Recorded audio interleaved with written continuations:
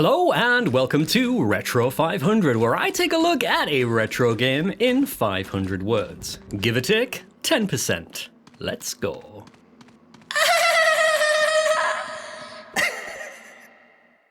Your identification number is WKD4496. Welcome to your new home.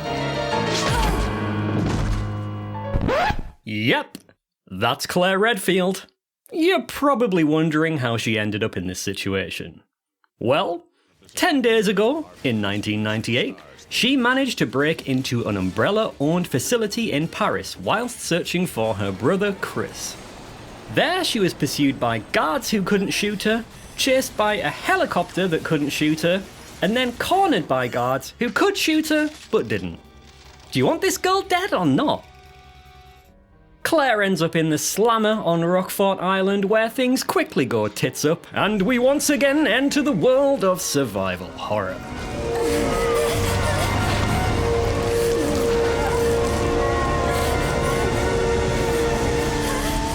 Resident Evil Code Veronica X was Capcom's first fully 3D entry in the series that actually looked good, and was, graphically at least, a huge step forward from previous games.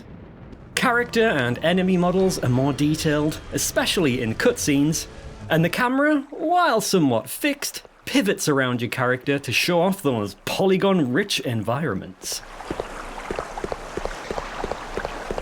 The soundtrack isn't quite on the same level as previous titles, but it delivers a top-tier save room theme.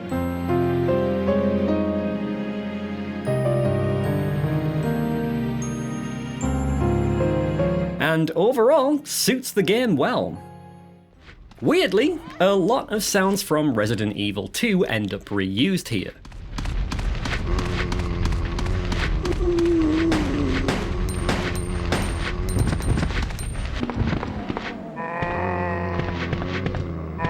Were new zombie groans out of budget? Here, I'll do some on the cheap.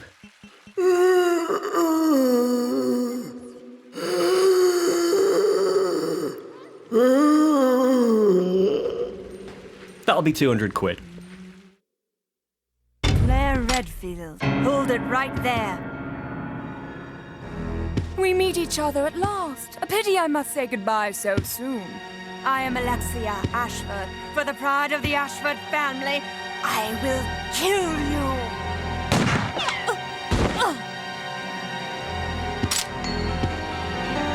Wait! What's going on? Despite the good graphics and music, the game is lacking in a couple of areas, one of which is the writing.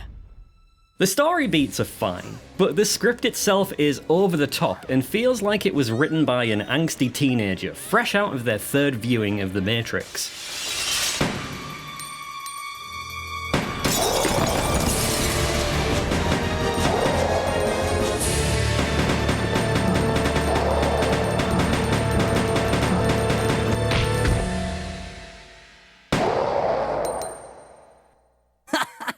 Oh yeah, that felt good.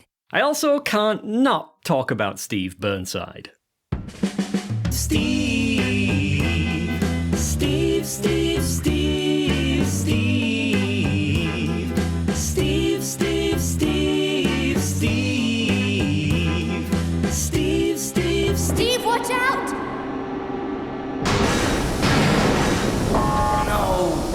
It's not uncommon for stories to contain a character that initially comes across as abrasive or unlikable, only for them to eventually redeem themselves. However, in Code Veronica, they dial Steve's knobheadery up to 11 and sustain it for so long that once he does start to pull his weight, he's beyond saving. Who brought you here and where is your family? Shut up! I don't want to talk about it. I do have to give a shout out to Peter Aldring, who is having the time of his life voicing Alfred Ashford. You're just a rat in a cage anyway. I'll be sure to keep you entertained before I dispose of you. Code Veronica's main flaw is in its overall design, and the ridiculous amount of backtracking required throughout the game. While the concept isn't new to the series, it was usually restricted to single locations, such as the Spencer Mansion or RPD. But here, travelling from one huge location to another in order to pick up a key item for the first location is a regular occurrence, and it wears thin. It feels like the developers did this in order to artificially extend the game, and it's this aspect combined with the lack of meaningful innovation and reused sounds that makes Code Veronica feel more like a Resident Evil 2 spin-off, rather than the true Resident Evil 3.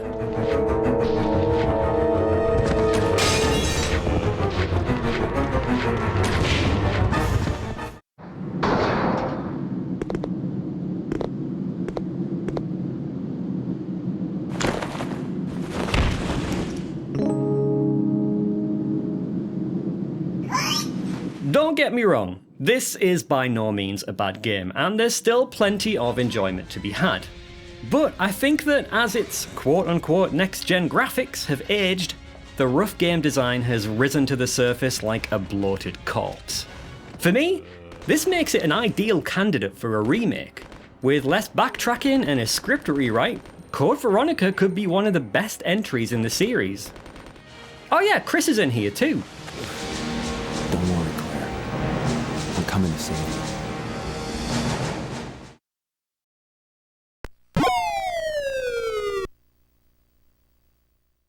Hello and welcome to Retro 500, where I take a look at a retro game in 500 words. Give or take 10%. Let's get quacking.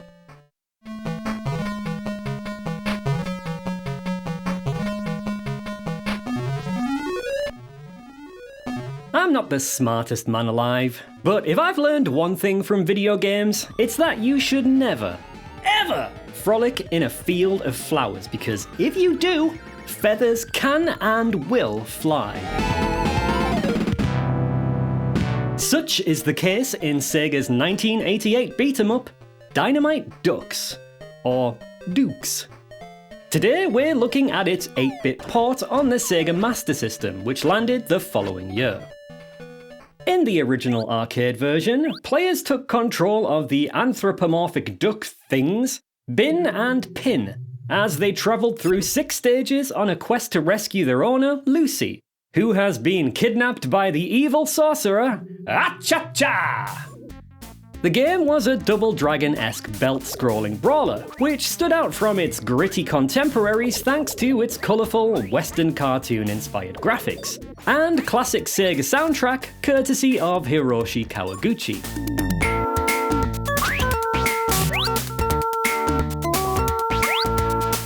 Sega changed things up when Dynamite Dux migrated to the Master System, removing a stage, giving Pin the middle finger entirely, and rewriting Bin as Lucy's once-human boyfriend, Michael. Michael Bin. Acha-cha! Presumably transforms Michael into a duck before he kidnaps Lucy, because a duck can't legally testify in court. Though unable to speak, the anatomy of this anatidy allows him to smack the shit out of enemies with a chargeable punch, as well as being able to wield an entire arsenal of weapons such as machine guns, bazookas, and bombs.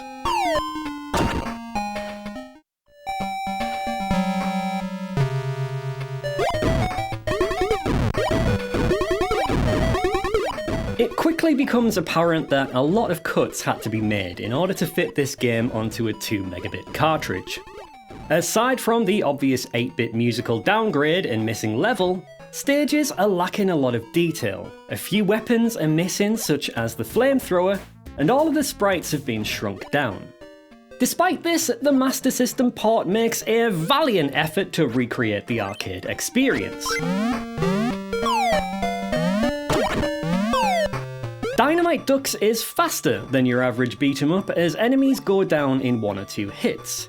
But what they lack in HP, they make up for in number, and this is likely one of the reasons for the smaller sprites.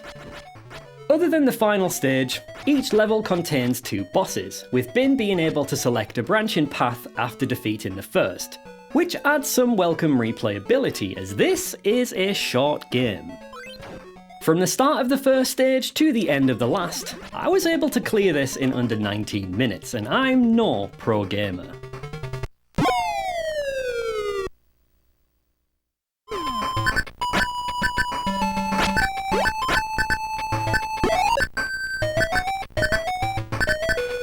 A bit too much fat was trimmed from this bird on its porting journey, and it ends up losing a lot of the 80s Sega charm that made it unique in the arcades.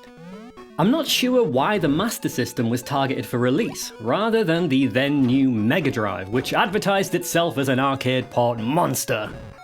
Much like Altered Beast and Golden Axe, it wouldn't have been arcade perfect, but I'm sure we'd at least have 2 players, bigger sprites, and a lovely FM soundtrack. On the bright side, they at least kept Colonel Sanders in the game, which scores it at least 1,000,000 points.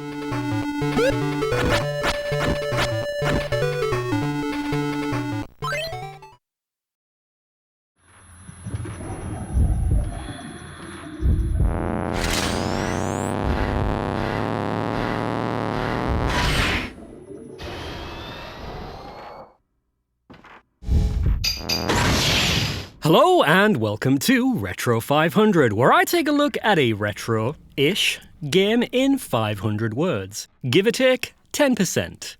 Let's go. I've heard about this place. A long time ago, there was a village here that disappeared during a festival. People who get lost in the woods are trapped by the village. Could this be that place?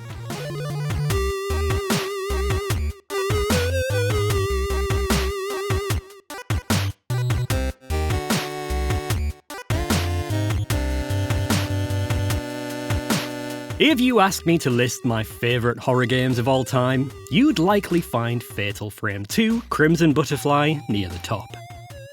It was one of those perfect sequels that took everything from its predecessor and refined it into an unforgettable experience. If the game needed anything, it was an HD remaster. However, for some reason, Tecmo remade it for the Nintendo Wii. Oh no. We used to play here a lot, didn't we? Yeah. It'll all be gone soon.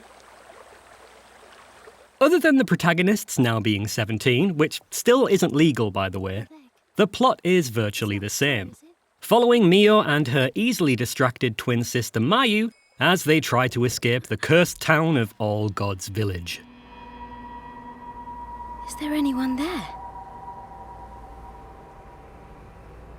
Will you abandon me once more? The camera obscura returns as the only method of fighting the hostile, ghostly locals standing between the twins and freedom. New British voice acting aside, I feel like someone's watching us. the tone of the game feels different and far less subtle.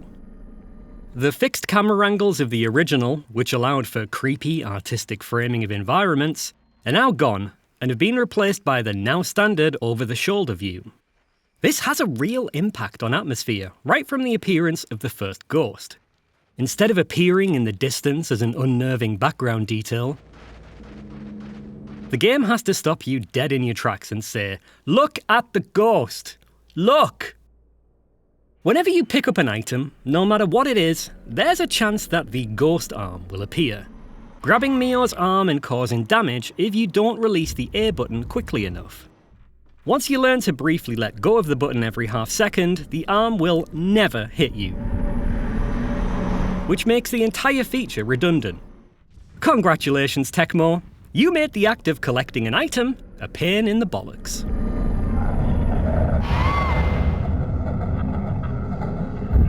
The absolute worst thing about this version is the control scheme.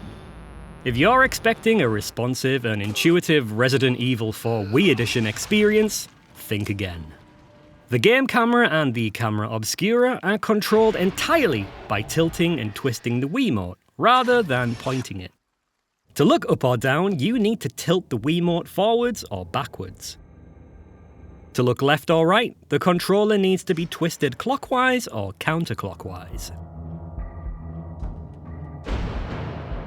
This means the Wiimote needs to be perfectly balanced at all times. Otherwise, the camera veers off, which often happens when switching to viewfinder mode. If it weren't for the lock-on feature, I doubt I'd have made it past the first fight.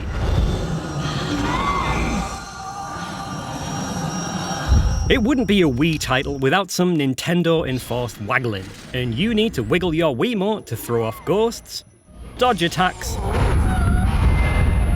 and even perform a 180-degree turn. Something that could be done by pressing a single button in the original. Basically, this game hates your wrists.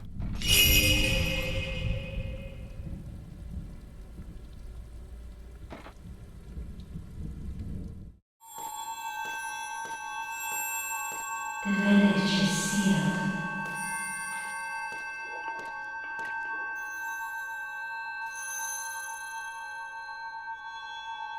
I wish I had enough words to talk in detail about all the other weirdness going on. Like the fact that Mio and Mayu now look like real dolls. Mio, what happened? The embarrassingly low resolution textures. And the pointless motion control centric ghost house mode. But I don't. All I can say is that this is potentially the worst survival horror remake of all time. And I'm honestly unsure whether its existence is more shameful than the unlockable bikinis from the original version. You can Google that one.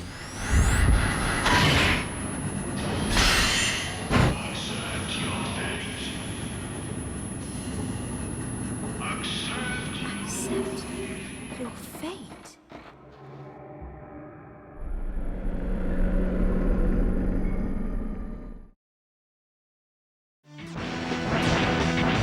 Grinder about to blow! Cat jams into first!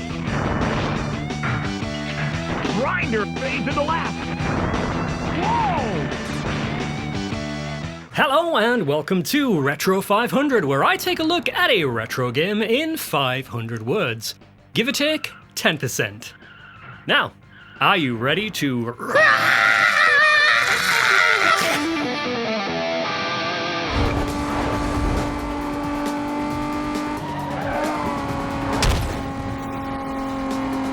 Oh, hey, don't mind me. I'm just playing a modern game. You can tell it's modern because it's brown and filled with music from all my favourite modern bands.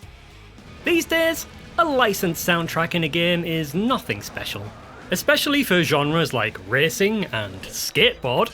But many moons ago, hearing commercial music in a video game was something of a novelty, if not groundbreaking.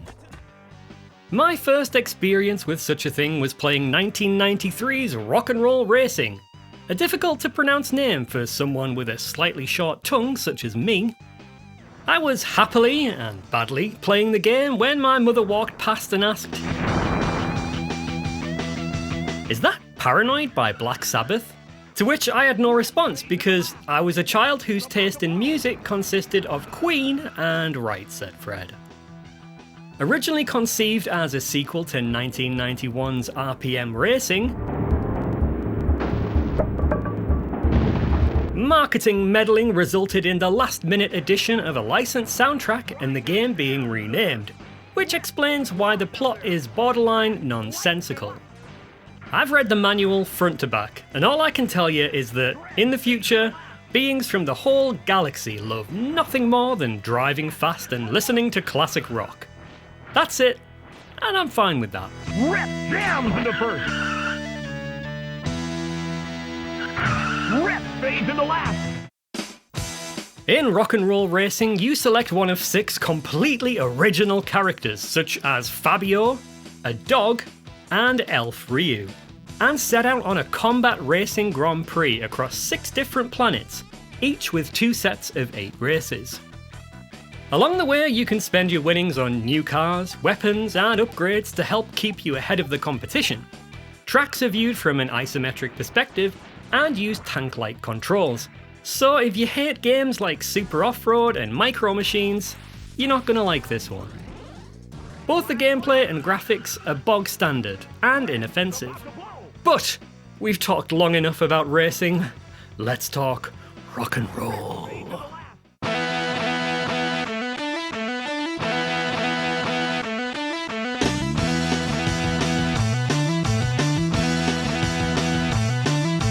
Rock and roll racing boldly wears its soundtrack on its sleeve and contains a mind-blowing 5 licensed songs from artists such as Black Sabbath and Deep Purple. Back then, you couldn't just shove an MP3 file onto a cartridge and get paid. The songs had to be manually converted into sequences that the console's sound chip could play. While I grew up with the Mega Drive port,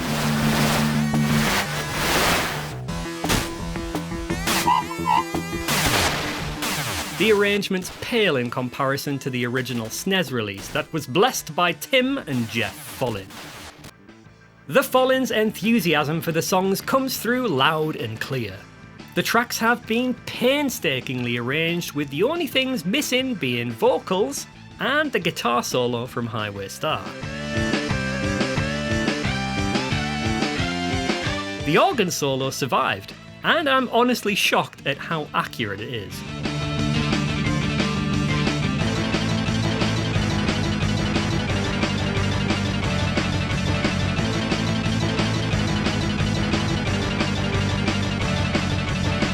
The main downside of there being only 5 songs is that you'll have heard each one at least 3 times before you've completed the first planet. Fortunately, you have the option to disable the music so you can race to your own radical tunes. Grinder is about to blow! I rarely hear anyone talking about rock and roll racing. And maybe that's because there's nothing besides the soundtrack that really makes it unique. Why not give it a go? It's not the best racing game ever, but it certainly isn't bad. Viper is about to blow! Cat scores a first place knockout! Rip finishes second! Viper takes a weak third! Shred is in another time zone!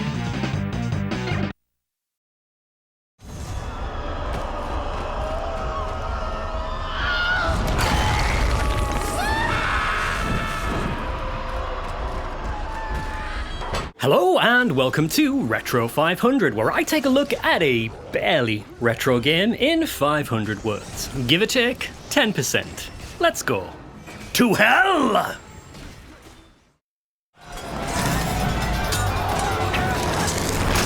When I was 16, I studied history at A-level and learned about the Crusades. Although I can't remember much of it these days, the part that always sticks with me is the story of the Templar Knight, Dante. What kind of man locks up helpless women? There will be a day of reckoning, Crusader! After slaughtering the hundreds of prisoners under his protection, Dante is killed by an assassin and finds himself kneeling before the Grim Reaper.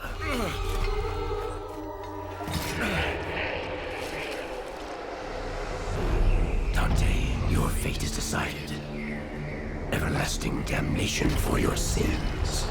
Shocked that the free atrocity pass he was given by the church isn't valid at this location, Dante rejects his fate, stares death in the skull and says, I'm about to end this man's whole career. After beating death to death and nicking his scythe, Please don't. Dante returns home only to discover his future wife murdered. And thanks to him getting a little too horny out in the Holy Land, her soul is now betrothed to Lucifer. Dante is having none of that and dives into the bowels of hell to rescue his bird. I miss college sometimes.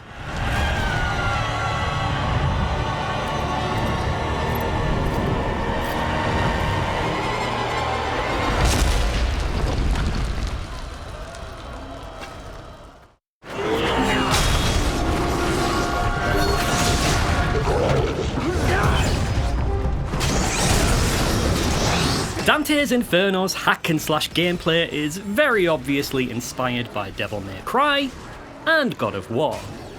Dante has access to the aforementioned scythe and a crucifix which fires cross lasers! both of which can be upgraded depending on your playstyle. As a finishing move, enemies can be punished or absolved. The power of Christ compels you, bitch! Which adds experience to the unholy and holy skill trees respectively. Throughout Hell, Dante will encounter lost souls that can also be punished or absolved for bonus points. If you save them, you get to play Dance Dance Absolution, which quickly outstays its welcome, leading you to damn these poor souls for the sake of convenience.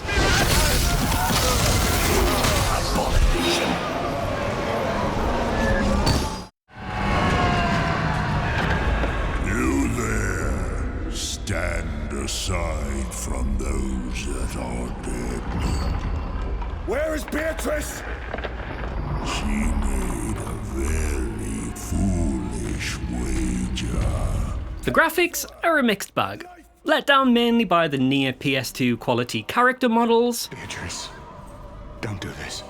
low frame rate cutscenes, and heavily compressed FMVs.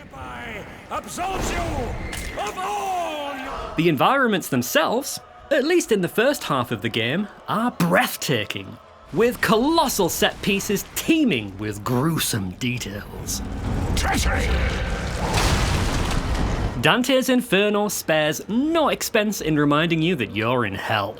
No matter where you look, you'll see suffering, whether it be the bodies in the lust tornado, or the climbing walls full of souls writhing in agony. This game is metal as fuck, and sometimes you just have to take your time and appreciate the view. There's a lot of tits and arse in the game. In fact, there's a whole segment I can't really show you because there's a pair of gigantic breasts in the background. The imagery isn't subtle, especially the scene where the owner of said breasts climbs a veiny penis tower.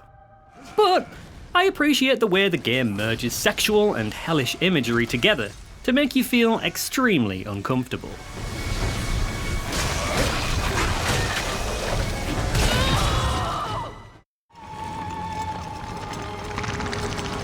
Unfortunately, Dante's Inferno loses a lot of steam in the second half of the game. Environments become repetitive, as does the gameplay, which includes an unforgivable segment involving 10 mandatory battle challenges, which stink of padding. I can't show you this footage because there's no way to replay chapters, and what with the unskippable cutscenes, I don't have time to play the game in full again. Luckily, you can get this game for about a tenner these days. And that's not bad, considering you get to fight Cleopatra, who fires babies out of her nipples.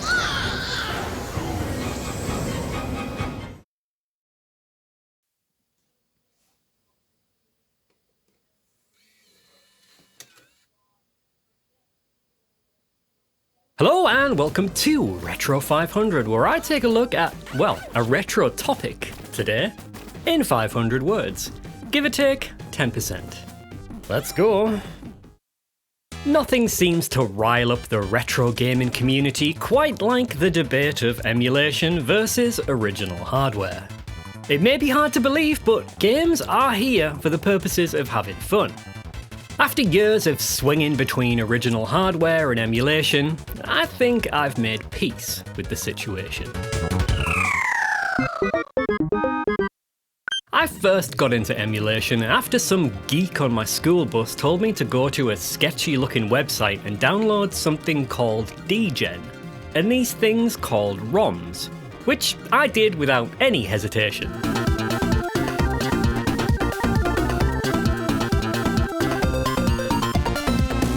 Having easy access to games like Sonic 3 and Ristar that were physically stored away in an attic allowed me to keep my love of what was then barely retro gaming alive. Thanks to Homebrew, my PSP and Wii probably played more games from other systems than native software. And after building myself a RetroPie, I consistently had a retro gaming setup on my HD TV. There's official stuff too. The Virtual Console on Wii allowed us to legally play classic games we no longer owned or missed out on altogether, like Do Re Mi Fantasy. Let's not forget all the fantastic compilations that the 6th and 7th generation of consoles offered either. My only real gripe with emulation is accuracy, especially with 3D consoles.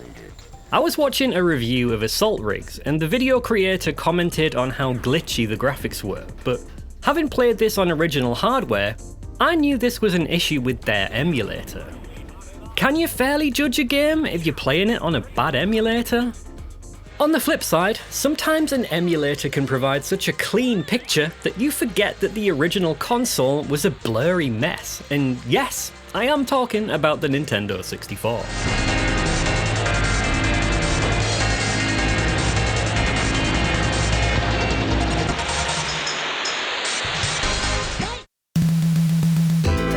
Let's talk about the rabbit hole that is original hardware. I use original hardware for all my videos where possible, and the main reason is accuracy. I'm a pain in the arse perfectionist, and I can rest easy knowing that any hiccups that occur in a game I'm playing are normal, something that's not easy to verify with an emulator. Additionally, after years of relying on save states, it's incredibly satisfying to beat a game like an absolute pro gamer on original hardware. There is another reason. Something you probably won't hear many original hardware enthusiasts admit. I've spent too much money to not continue using this stuff. Whether it be buying consoles, games, scalers and capture cards, as well as repairs and modifications, this can be an expensive hobby, especially if you let it get out of control. You might end up spending more time troubleshooting an incredibly convoluted setup than actually playing Super Mario World. Does that sound like fun?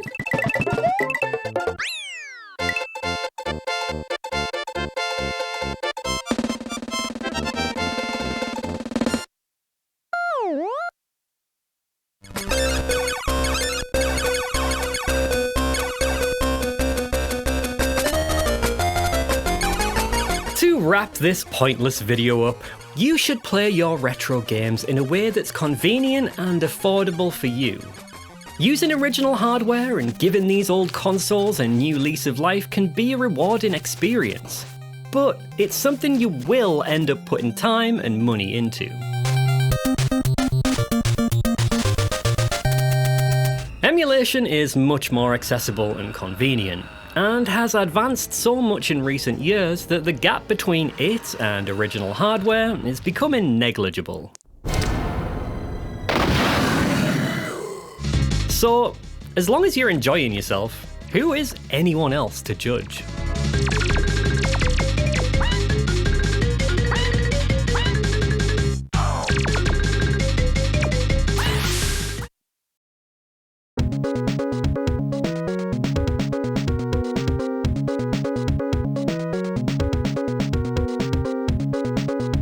Hello and welcome to Retro 500, where I take a look at a retro game in 500 words. Give or take 10%. Let's go. They say you always remember your first. Your first point and click game, that is. Mine was Cosmic Spacehead on the Mega Drive. The game is a remake of the unlicensed NES title Linus Spacehead's Cosmic Crusade, with the main character being renamed to Cosmic, and a title that's less of a mouthful. Our hero previously crash-landed on the mythical planet known as Earth. After returning home and telling everyone about his new discovery, he's given the "pics or it didn't happen" treatment. Determined to get proof of his discovery, Cosmic decides to return to Earth equipped with a camera. Unfortunately, he's broke AF, and he'll need your problem-solving skills combined with a fair amount of gambling in order to complete his quest. The main part of the game is a traditional point-and-click adventure, where you control a cursor that allows Cosmic to interact with his environment and inventory. As is standard for the genre, you'll need to talk to everyone multiple times and examine everything to move forward, and even then, puzzle solutions aren't exactly clear. Look at this scary monster blocking my path. What could I possibly use to clear the way? Is it a joke book? A helium balloon? Or gunpowder? It's the helium balloon, and other than looking at the cover art, I've got no idea how you're supposed to figure this out.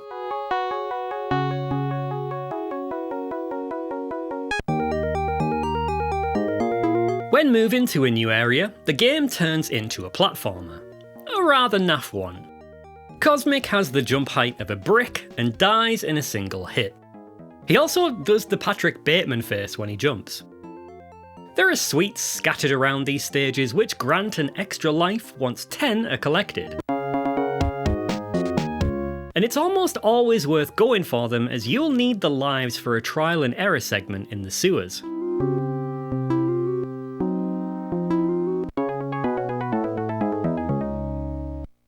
Fortunately, once the platforming stage is cleared, you don't have to tackle it again.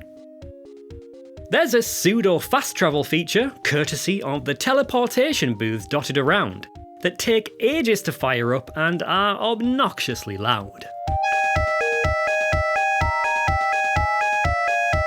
You'd be tempted to travel by foot, but the booths give Cosmic useful side effects, such as having a clone, which you'll need to utilise in order to progress.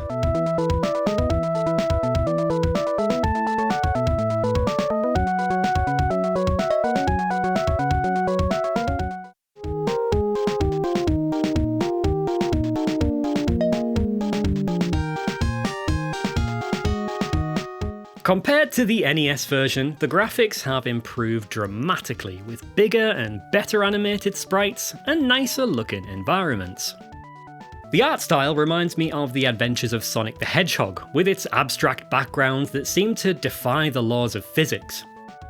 I really like the sinister silhouettes in Dodgy Town that creep on screen whenever you stood still.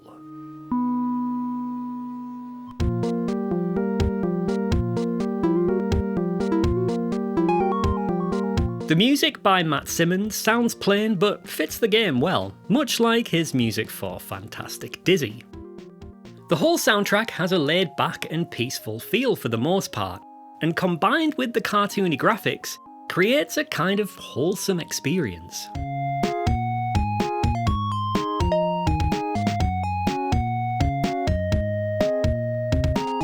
Prior to Telltale Games bringing point-and-click games back to the mainstream, the genre rarely trickled beyond the PC platform, outside of a few heavy hitters.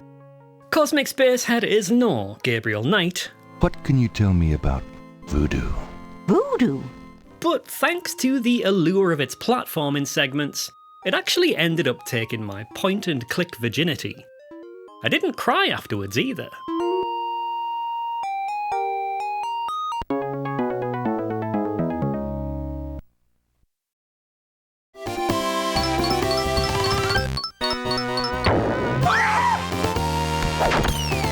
Hello and welcome to Retro 500, where I take a look at a retro game in 500 words. Give or take 10%. Let's blast off. Welcome to the kingdom of Zebulos, where all is peaceful. Ah, bollocks, never mind. An army of evil pigs has invaded in search of a key that will reactivate a deadly spaceship known as the Pigstar. Only the king knows the location of the key, and as a bargaining tool, the pigs have enlisted renegade rocket knight Axel Gear to kidnap the princess.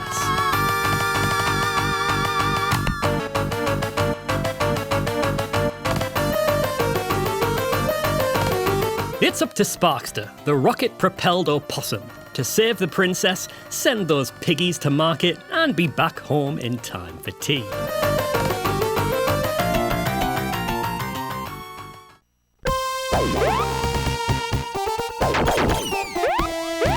Sparkster can swing his sword, which fires a projectile, and can charge up his jetpack for a rocket boost to either attack or reach higher places. The rocket attack is powerful, but you lose all control of Sparkster until you land. Instead, it's the sword that's most useful, especially due to its ability to deal damage for every frame the sword itself overlaps an enemy hitbox. Whether it's a bug or not, it adds an extra level of risk versus reward to the gameplay. And you can either play it safe and attack from a distance, or get all up in an enemy's shit and drain their HP in a few seconds.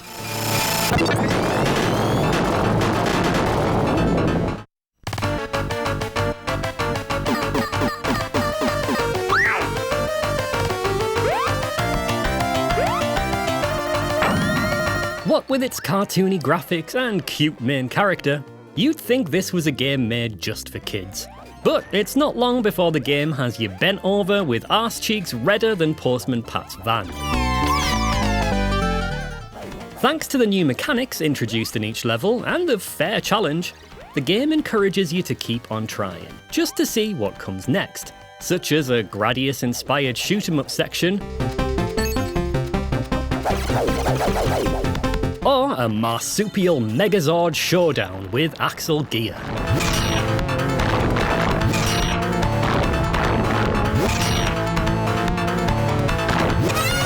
Many of the gimmicks also show off what Konami could do with the Mega Drive hardware, like the reflective lava here, which you'll need to use to keep track of Sparkster when he's obscured by the foreground.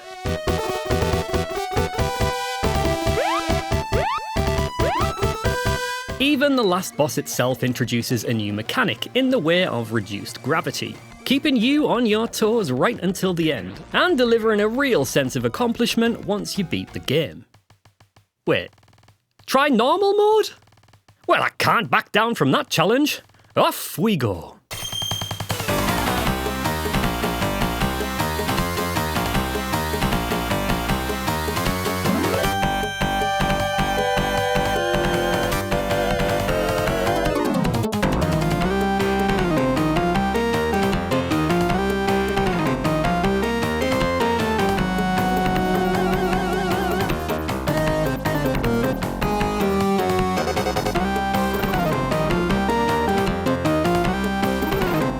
Wow, this fight with Axel is a bitch.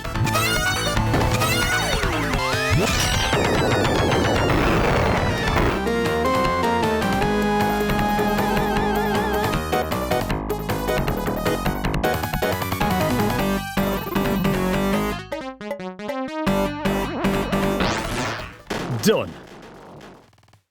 What? How much harder can hard mode be?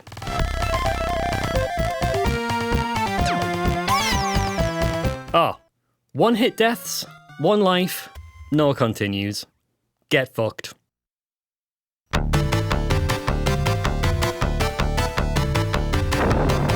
Not only is Rocket Knight Adventures a graphical tour de force, it also features one of the best soundtracks of the generation, courtesy of Michiru Yamane.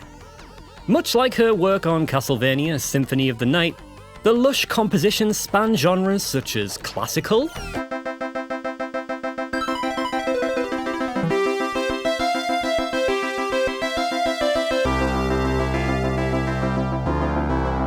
jazz,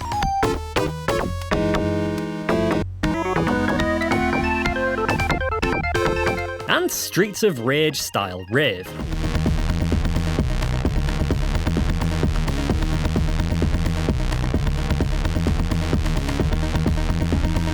As a musician, I'm in awe of what Yamane was able to do with the hardware, and this soundtrack should be played to anyone who dares say that the Mega Drive was only capable of wet farts.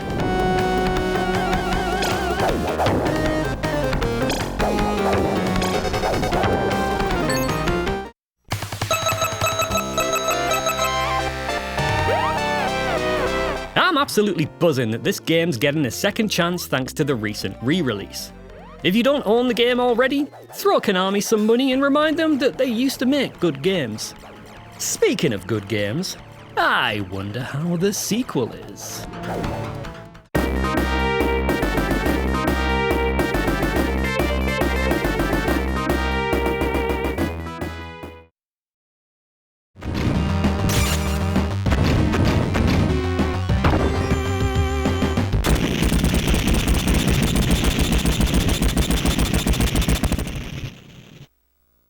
Hello and welcome to Retro 500, where I take a look at a retro game in 500 words. Give or take 10%. Let's go. How do you follow up one of the best action platformers of the generation? A game with excellent graphics, a phenomenal soundtrack, and a tough but fair challenge. If your name is Konami in 1994, the answer is you don't. Sparkster Rocket Knight Adventures 2 doesn't live up to the standards set by its predecessor, but does that make it a bad game? The plot is a near carbon copy of the original, except this time, instead of pigs, the bad guys are lizards. Even Axel Gear is back, kidnapping princesses and being a general knob. Sparkster's jetpack now charges quickly and automatically, allowing you to chain rocket boosts together for better aerial combat.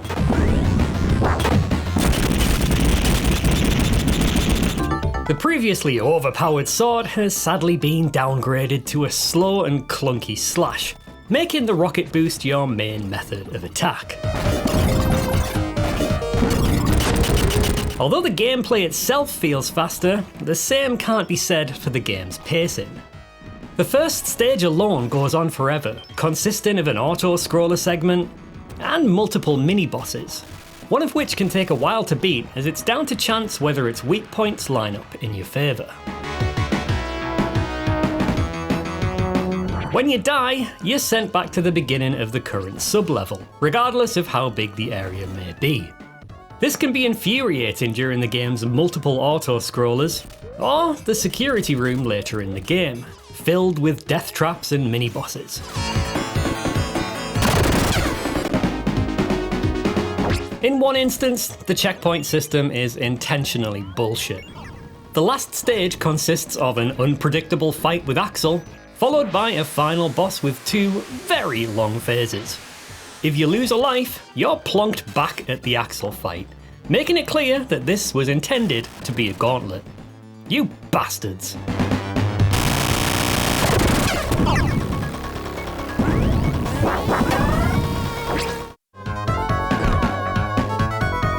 Despite the game's more vibrant colour palette, it lacks the same level of care and detail as the first entry.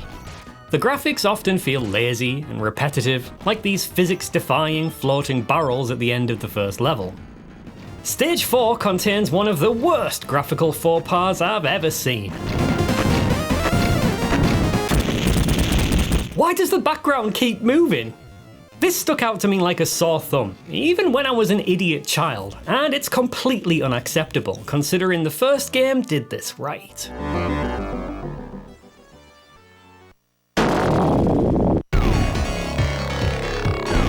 The soundtrack has more of an electronic feel to it this time, and that may be down to the involvement of Akira Yamaoka, who you may know from the smash hit Silent Hill Homecoming.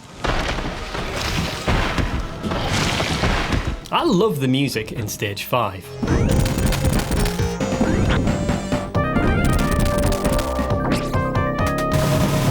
As well as the sense of danger that the boss theme gives.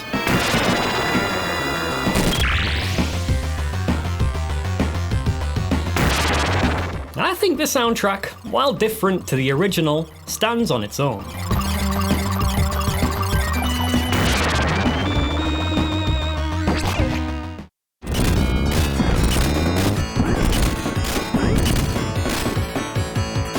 Sparkster isn't a bad game.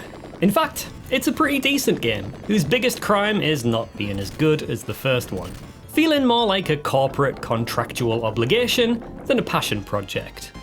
It was the first game in the series I played, so it'll always have a special place in my heart, despite its shortcomings. And I much prefer it over the twitchy and unbalanced Super Nintendo spin-off that contains 0 lizards, or, you could say, suffers from erectile dysfunction.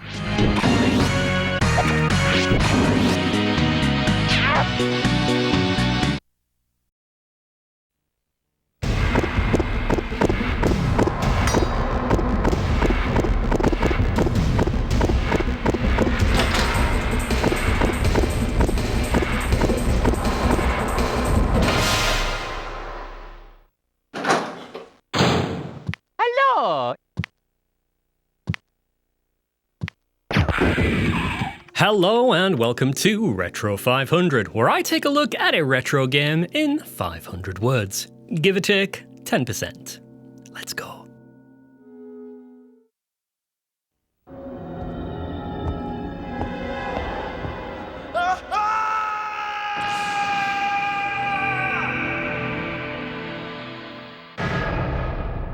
In 1996, gamers entered the world of survival horror for the very first time with the release of Resident Evil on the PS1.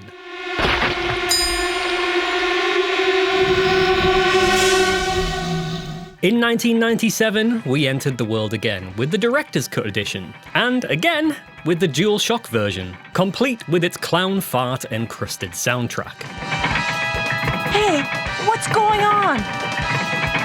It was a bountiful biohazard harvest over at Camp Sony, but Sega fans weren't entirely left out thanks to the interesting port of Resident Evil on the Saturn. Biohazard. I'm playing the Japanese release here as the auto-aim feature has been left intact, and trust me, playing Resident Evil 1 without auto-aim is rough.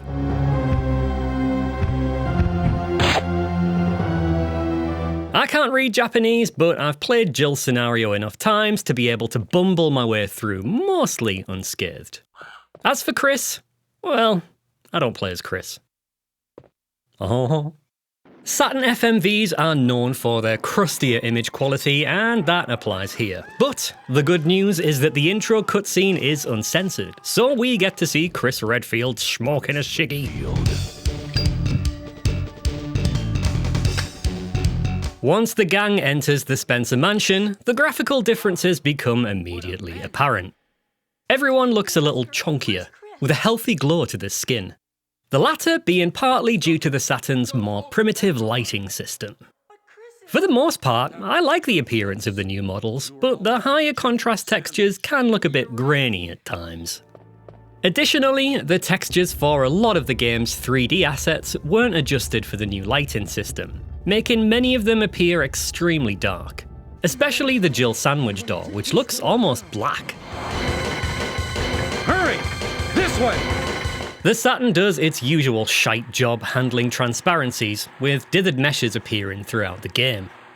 It's not too bad in some cases, but at other times, I feel like a fully opaque texture would have looked just as good.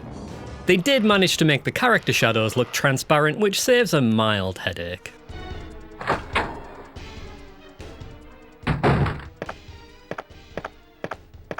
Jill, have you found anything interesting? So, what else sets this apart from the PlayStation version? I'll tell you what, one exclusive Barry Burton alternate take. That was close. Thanks, Barry. Don't mention it. What a monster. I can't believe. What the hell is this place anyway? I have no idea why they used this, as it sounds like an outtake, lacking that high-quality Barry Burton delivery. Hey, you! Stop! Run, Jill! He's insane! There's also a new enemy called the Tick, which is essentially a reskin of the Hunter and appears in their place throughout the underground area. They're apparently deadlier than Hunters, but I never let them get close enough to find out. The standout feature in this port is Battle Mode, a precursor to the mercenary-style minigames from later entries. You need to clear out all the monsters in a set number of rooms using a limited loadout. It also contains two unique enemies, Zombie Wesker and the Golden Tyrant, neither of which are as scary as they seem.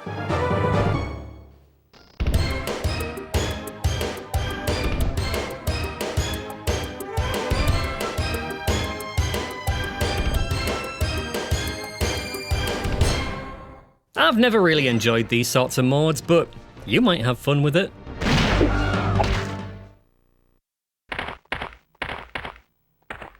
Is that Jill? Is that voice Enrico's? Yeah? You're alive! Wait there! Are you with anybody, Jill? I'd file the Saturn version of Resident Evil under Curiosity. If the battle mode was a bit more fleshed out, with more rewards for better scores like in Resident Evil 3, it could potentially be the best version of the non-director's cut release. Regardless, it's still Resident Evil, and if you want an extremely solid survival horror game with the best voice acting ever for your Sega Saturn... I'm sorry, Jill. I didn't know that was going to happen. You could do worse. Not that you have much choice.